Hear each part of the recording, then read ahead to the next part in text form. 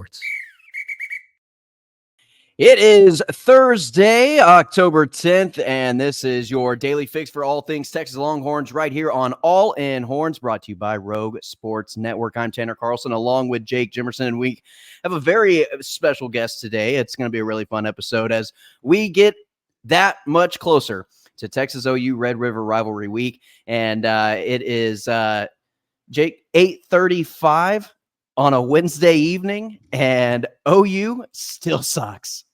Yeah, I am ready for Saturday to get here. I've been basically looking at this matchup now since last week, and this week of work is just every day is so slow.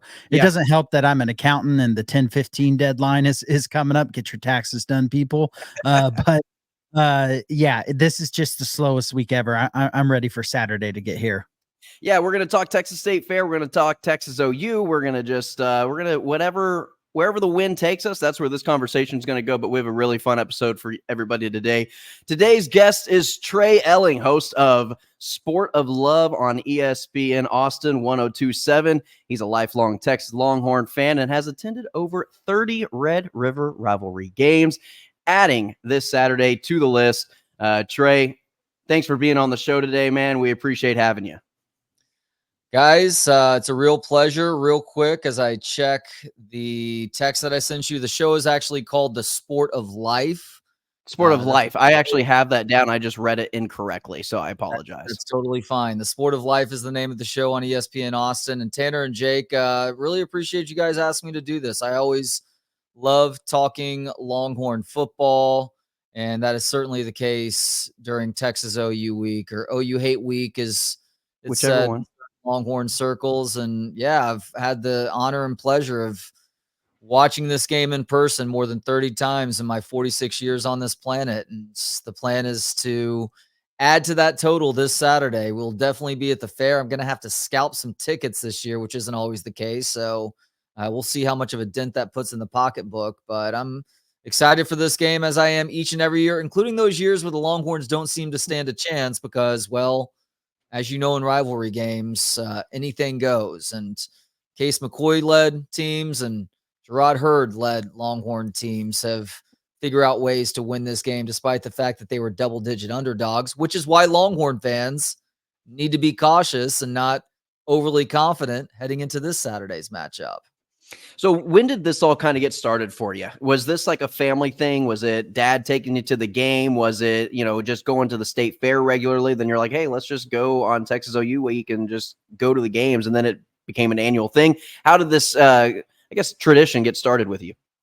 Yeah, great question. My love for the Texas Longhorns is purely the result of my grandfather, my mom's dad, who was a season ticket holder going all the way back to the late 60s or early 70s, I believe. And I grew up in the DFW area for the most part. We moved there when I was in second grade, and we would make regular trips down during football season to hang out with them, see him and my grandmother, and oftentimes get to go to those games. And my mom is a huge Longhorn fan as well. And so even though they lived in Houston, they would come up annually for the Texas OU game, and typically there was an extra seat, or if there wasn't, he made sure to try and get us a couple of extra seats to really infuse that burnt orange passion into my blood, which he was successfully able to do. Thank you very much for that one, K-Dad. So yeah, it is the result of my K-Dad being as passionate for the Longhorns as he was, and having a willingness to bring me along to games at what was at one point just Memorial Stadium in the DKR, now Campbell Williams Field at DKR, Texas Memorial Stadium, and then those games in the Cotton Bowl too. I've been to the game once, and I hope to start adding to that yearly very soon. Those tickets this year are a little bit crazy, but does going to it every year, does it still stay just as special as the first time or those first few times, with the environment and just how different it is compared to any other football game? Every year. And it really starts with the state fair too. I know people like to point out other games that are played in neutral sites, rivalry games, and the most common one is Georgia, Florida. And that game does seem cool too. I question how they split that stadium up, though. I have no doubt in my mind that the way Texas and OU split it up is the best way to do something like that. But it really does start with the state fair. And look, a lot of the years, this game has been at 11 a.m. And I feel like the SEC is going to try really hard to get it a little bit later in the day to allow people the opportunity to get to the fair, enjoy the fair. Yeah, maybe get a little bit lubed up too. Enjoy all the great fried foods that are around, and just to enjoy the company of your fellow fans, and maybe do some trash talking to the opposing fans too. So the game never loses that special feeling. I find myself on the Friday before the game. It's like when you were a kid and it was the night before Christmas. If you celebrate Christmas, if you celebrate Kwanzaa or Hanukkah, I may not have as good of an analogy for you, but it is the kid before Christmas feeling. And then you get to the game itself. The teams run out of the tunnel. You hear the one side cheering when Oklahoma does well, and you're a part of the side that's cheering when the Longhorns do something special. And crazy things happen in this game too. I've got so many memories. I was there in 2020, the COVID game, where the stadium was only allowed to be a quarter full, and it was wild. It's the only time in my life I've ever watched any piece of a Texas OU game in the Oklahoma section. And it's because, if you guys remember, I think that was a 3 or 4 overtime game that the Sooners won, unfortunately. But because the stands were so sparse, I was literally walking goal line to goal line every overtime and watching things transpire. And I was able to do that. And so the game was won by the Sooners in the OU section. I was standing there in the Oklahoma section. Of course, I ducked my head and walked away pretty quickly. But that's just another one of those moments that pops into my head as I think about all the cool moments and just the craziness of crowds over the years. That one stands out big time. I actually went to the Texas TCU COVID game that year, and they had the McConaughey cutouts in the stands, and we were over there taking pictures with them with our mask, and trying to take a couple of them with you pulling down the mask and stuff like that. But probably one of the most disgusting Texas games I've ever seen in my life with that TCU game. There were, I think, maybe 20 flags thrown on each team. It was an awful experience, but it was super cool. I actually went to a Spurs game later on that year as well during COVID. And like you said, you can just kind of walk around wherever. It was almost better to experience a sporting event during COVID than it was any other time, just because you have the freedom to kind of just do whatever you want and walk around undisturbed. In some concession ways, lines are low. And even though it was obviously a hard to get ticket because they were selling a quarter of the tickets, people were still very reluctant to go out in public. So you weren't getting gouged to buy those tickets either. I remember the summer of 2021, not to get off on too much of a tangent here, but we decided to take a vacation to Colorado that summer, and we looked for airplane tickets online, and first class tickets were going for cheaper than what economy class normally was. So my wife and I looked at one another, and we've got 2 young kids, and it's like, we don't necessarily want our kids to become these stuck up first class babies, but we're flying first class as a family, and we're going to enjoy it because it is so dirt cheap right now because people are still afraid to get out and about. And unfortunately, a couple years later, things have not only returned to what that previous price was, it's probably even got more expensive now too. A little higher, yeah. Yeah, I mean, just look at the Texas OU tickets this year, at least as of right now. I've been following them every day, trying to find a way to sneak into the stadium this year, but they're just crazy, especially on the Texas side. The OU side's a little bit cheaper, but one thing you'd mentioned about the SEC kind of trying to move this game later in the day, I was curious about your thoughts on how would you feel if this was ever a night game? Same location, same split, everything's the same, but the game is at night. I think it'd be a cool scene to see, maybe just for at least 1 year.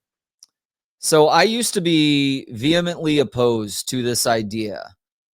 However, I have changed my tune on this in part because that part of South Dallas is gentrifying like a lot of other areas in Dallas and in big cities across the country.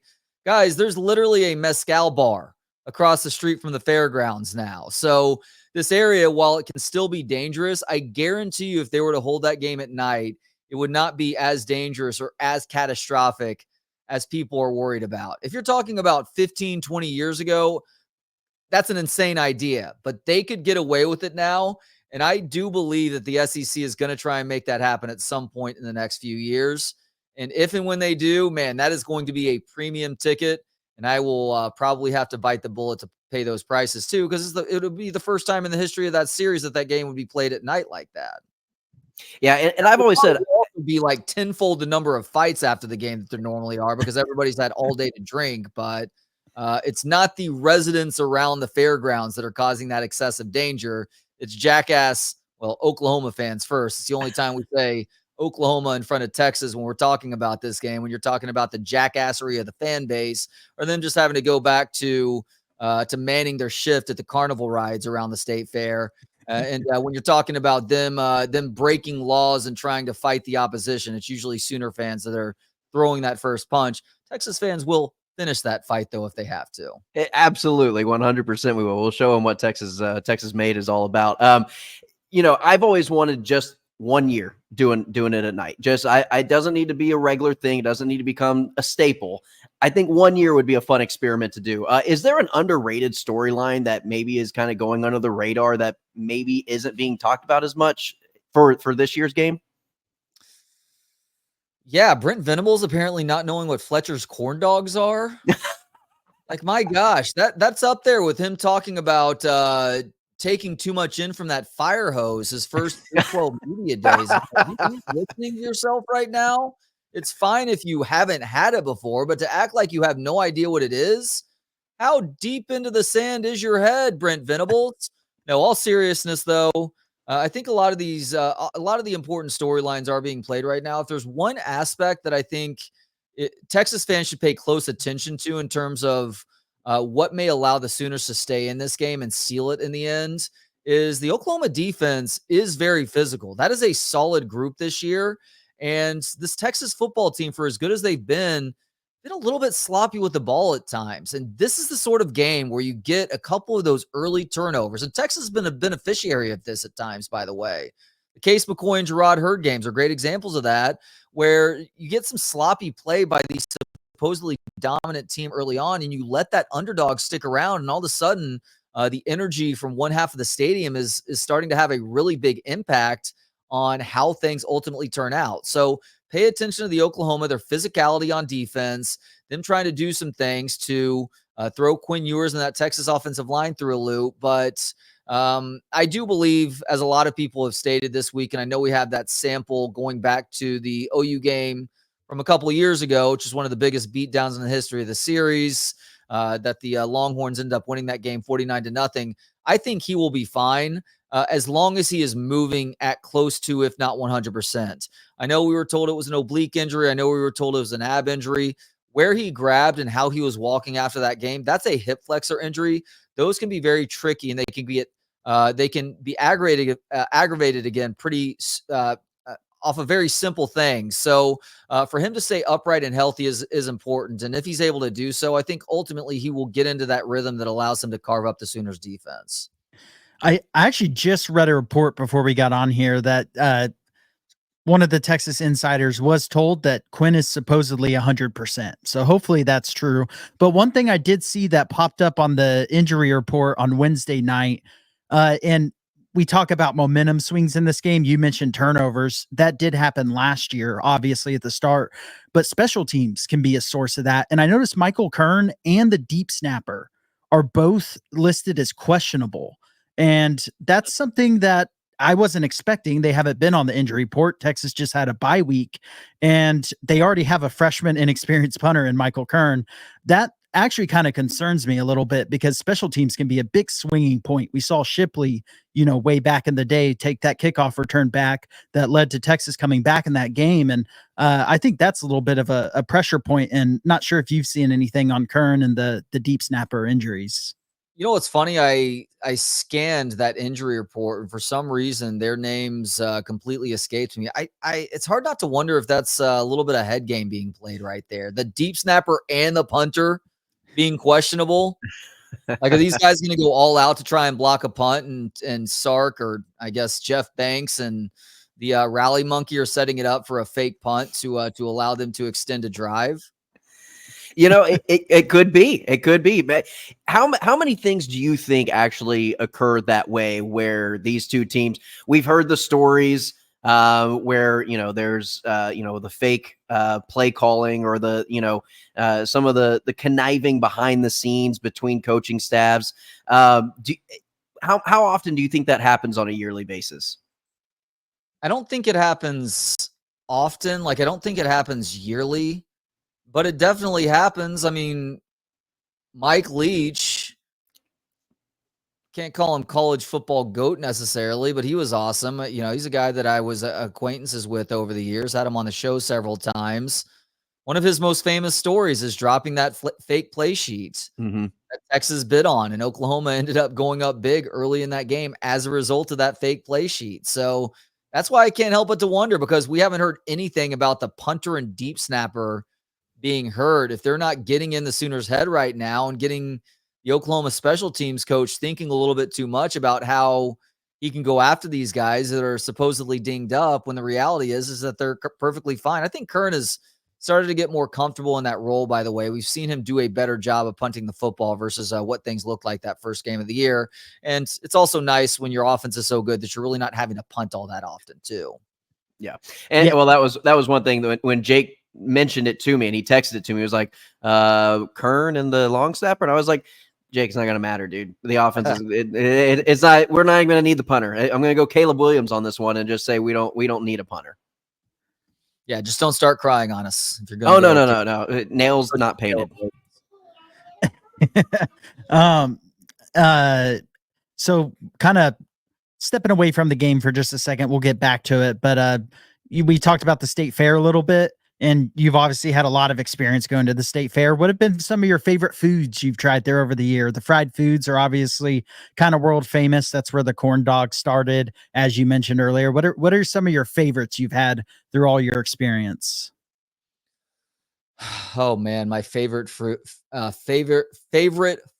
foods at the fair. Okay, I told you guys this before we hit record. I am somebody who normally does a pretty good job of eating healthy. I take good care of myself, but there are a handful of days during the year where I throw caution into the wind. Thanksgiving is one of those days. Christmas is usually one of those days. And the Saturday of Texas OU is definitely one of those days. So my favorite food items that I've had, the deep fried foods at the fair, include a fried grilled cheese sandwich. That's probably number one for me, believe it or not. There is a fried, it's not really a stuffed pizza, but it's like a pan style pizza, was also outstanding. The fried Reese's peanut butter cups are really good. Believe it or not, the fried bacon, and I know we joked about this a little bit earlier, the country fried bacon was not that good, but I'm also very particular about my bacon. I don't like soggy, chewy bacon. I need my bacon to be crispy. And when you drop it into the deep fryer, for whatever reason, it's counterintuitive, but I've tried it multiple times, hoping that I just got the one off. The bacon remains soggy and it's all breading, and it just doesn't taste that good. I would expect the opposite. I haven't had that, but I would think it'd be like pan frying bacon, kind of, that it would make it crispier. So that's kind of interesting. It makes me not want to try it. I'm pretty particular about my bacon. I like it crispy. I would tell you to avoid that. And I would also tell anybody that is looking to try one of the deep fried drinks or deep fried ice cream, like, use some common sense here. Like, if you're talking about a deep fried frozen margarita, it can't be deep fried and frozen. It has to be one or the other. So if you want a margarita that's deep fried, go for that. But don't be surprised when you're not getting crushed ice in the middle of this fried dough ball that's supposed to represent a frozen margarita. There was there was a deep fried beer that we talked about, I think, before we hit record too, or maybe afterwards. I tried that. It wasn't all that enjoyable. And I feel like some of the times it's like deep fried beer or deep fried whatever. You actually get the beverage, which is fine, but then it's like fried dough balls that you're dipping into the beverage too. It's like, this is not deep fried, whatever you're calling it right now. This is a deep fried dough ball with let's call it a lemonade chaser or something, or a margarita chaser. I almost think it's going for a shock factor. So if it's something that's like a candy bar and it's deep fried and you already like that candy bar, you're going to love the deep fried version. It's just a more decadent, gluttonous version of something that you already love. Like deep fried Snickers, even though I'm more of a peanut butter cup guy, the deep fried Snickers is outstanding. Now, I don't like Three Musketeers, so a deep fried Three Musketeers may even taste a little bit worse for me because not only is it a Three Musketeers and I don't like the consistency of it, but then it's got a bunch of batter around it too. So you're throwing two things in there that I need. I need that proper blend. I need that proper balance in order to fully enjoy it. So something like that's going to go the opposite direction. Do you get the corn dog every year pretty much? That anytime I go to the state fair, I always make sure I get the corn dog. Yeah, I try to. The problem with the corn dog, and look, if you get there early enough, you don't have to wait for lines. People are beside themselves to get that corn dog. So the lines end up being like 30-minute waits. Now, one nice thing about going up there each and every year now for me and my family is that my wife and I take our kids to the fair on the Friday before. So I get my Fletcher's corn dog fix on that Friday to where it's not as big of a worry. Now, if I see a Fletcher's line when I get there on Saturday before the game, and usually it's at least 2 to 3 hours before the game, and there is no line at a Fletcher stand, I will be all over that. But I don't bank on that being one of the things that I'm going to eat. And by the way, I'm going to share a little bit of a secret with you guys right now. For the next time you go to the game, or anybody who's listening right now, everybody wants to congregate at the stands in front of the main entrance to the stadium. The secret with avoiding lines for a lot of the things that you want to consume, whether you're talking about beer or the Fletcher's corn dog or whatever else is on your head right now, where you know that there's probably going to be like a 10 to 15-minute wait, walk to the backside of the stadium. They have a lot of the same food and beverage setups there, but significantly less in the ways of lines. I don't know why more people haven't figured this out. And when you get 30 to 45 minutes before the game, that does start to change. But if you're there 2 hours before the game and you're already seeing those long lines in front of the stadium, go to the backside and thank me later. Hey, that sounds like a trick, or that sounds like a secret that you may not have wanted to give up. But hey, if anybody is there, I think that's a good way to go about it. Hey, let's go and talk a little bit about the actual game itself. What makes you nervous about Saturday's game? May have spoiler alerted this one already, but I think that the Oklahoma defense, their physicality, and Texas being a little bit sloppy with the football. Jaden Blue fumbling it and losing it twice. The last game that he played, he looks to still be the bell cow at running back for them with sprinkles of Trey Wisner and Jarrett Gibson in there. He's got to do a better job of holding on to the football. This is a guy who, at his current clip, going back to last season, fumbles it once every 20 carries or so.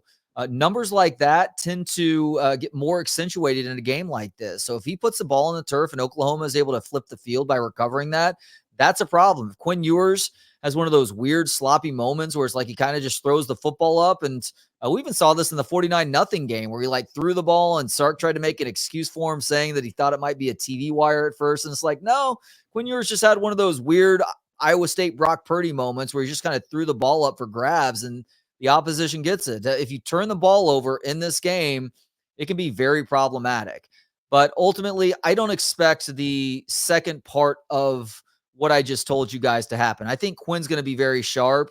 And I think that Jaden Blue is going to be on a short leash too, to where if we're a couple series in and we've already seen him put the ball on the ground, even if it's only once and Texas recovers it, you might see more Trey Wisner and or Jarrett Gibson. And you might just see this football team just choosing to throw the football a whole lot more too, because we know how many weapons they have on the outside. They tend to go into double digits in terms of guys getting receptions just about every game. Sark won't hesitate to lean more on the passing game if it doesn't seem like the guys on the ground are doing a good enough job of protecting the football, one, and then also picking up the necessary yardage too. What do you? I kind of expect Texas to come out pass heavy in this game. How would you attack this Oklahoma defense from what you've seen? And then for kind of a part B of the question, how would you split up the carries as we sit currently between Blue, Wisner, and Gibson? I had proposed on our previous episode kind of a 40-40-20 type split with Blue and Wisner each getting 40 and Gibson getting that 20. But how would you kind of approach those things with this game? So from watching Steve Sarkisian and just how he scripts those first 30 plays or so, he does throw the football a lot more than he runs at the beginnings of games. He did that going back to Quinn's freshman year when Hudson Card was in there and they had Bijan Robinson and Roshan Johnson. He was still throwing a lot early in the game. And he was doing so when Malik Murphy had to come in to spell Quinn Ewers last year, and he started a couple of games too. So I do expect them to throw a lot early. As far as that running back split is concerned, everything that I've heard from talking to people who are really dialed in behind the scenes guys is that Jaden Blue is going to be the guy who's getting a majority of the carries in this game. So I expect to see, let's call it a 60-30-10 split, with Blue getting 60%, Wisner getting 30, and Jarrett Gibson, unless the game ends up out of hand or the two other guys really are not doing a very good job of protecting the football, that 10% is going to be short yardage situations, because that dude, I love how he gets north and south. He does not waste time. He's always leaning forward. He's got a little bit of Frank Gore in him, like people like to compare to that. He's got a little bit of Cedric Benson in him in that regard as well. Rest in peace, Cedric Benson. So I know this team had a hard time in short yardage situations last year, specifically goal line situations. And there's obviously one glaring example from this game last year. Jarrett Gibson is going to ensure that won't be a problem if this team gets down to the 1 yard line and needs to punch it in this season. So yeah, 60-30-10 on the split amongst running backs. So my last question to you will be to someone who has never been to the game. I'm not pointing any fingers. What would you tell them is the number one reason why they should experience it and what to expect? Not only is there nothing like it in college football, there's nothing like it in college sports, and there's nothing like it in sports, period. The game itself and also the pageantry surrounding the game. And I'm not just talking about all of the great college traditions that exist on the Texas side and that one annoying song with 3 or 4 words in the lyrics that the Oklahoma band plays over and over again, especially when the Sooners are doing well. The state fair is a unique aspect of it, and just everything happening in Dallas over the course of that weekend, really starting on Friday afternoon and then carrying over through early Sunday when people were waking up for breakfast or brunch or lunch or lupper or supper, and then eventually making their way back north of the Red River or south down to Austin, Houston, and wherever else people came from. It is as unique an experience as you'll get in sports. The game, sometimes it does disappoint because one team is blowing out the other. We've seen plenty of examples of the Sooners blowing out the Longhorns this century, and finally a few examples of Texas doing the blowing out as well. And so, yeah, just expect to see something that is extremely unique that will be burned in the brain for the rest of your life. And even if you are neutral going to this game, and I know we probably have a lot of Longhorn fans listening right now because you guys are a Longhorn show, but if you go to the game neutral, you may find yourself rooting for one team over the other during the game and then walking away realizing that you are now a fan of that program. Hopefully it's the Longhorns if that's the case. Yeah. My last question, and it'll be kind of directed at the game again, and you don't have to give this answer if you don't want to. I don't know if you don't want to spoil it for your own show, but this is a big spread in this game. I think I saw it went up to 15 yesterday on Wednesday. Do you think Texas covers, or do you think they at least win and get the golden hat back this year? What are kind of your gut feelings as we, are just a couple of days away from the game being played? I love giving predictions. Some people don't like giving predictions. Look, we are the professional weather guessers of the sports world. We are professional sports guessers here, guys. So take what we say with a grain of salt. Last year, I got caught up in Texas being the much better football team, just up and down the roster. And I thought that they would win in blowout fashion once again. But the Sooners showed a lot of pride. They showed a serious toughness. They were the tougher team that day, and they won the game. And did some fluky things happen? Absolutely. But the Sooners made plays too. I think Texas wins the game this year, but I think people are not paying the proper attention to the Sooners defense and how physical they are. And also this Oklahoma offense, specifically Hawkins and his ability to keep drives alive at times with his legs. They're not going to put too much on his plate. They're going to say, look, you're going to look at 1 or 2 receiving options, and if there's nothing there, you got to tuck and run. Now, hopefully Anthony Hill is amongst the group that's going to be spying him to limit his ability to actually pick up big chunks of yardage with his legs. But quarterbacks like this cause problems to both sides in the history of this series, and I could see him causing enough of an issue to sustain drives and to allow the Sooners to chew a little bit more clock away to keep the ball away from the Texas offense at the same time, to where Texas ends up winning this one by, let's say, anywhere from 10 to 12 points. And I know that's a small window, but that also means that they're not covering that 2 touchdown plus spread right now. It could very well be a backdoor cover too. We've seen this Texas team give up touchdowns late in the game when they don't matter. But ultimately, I do have Texas winning just barely into double digits. Let's call it a 31-20 win for Texas when it's all said and done.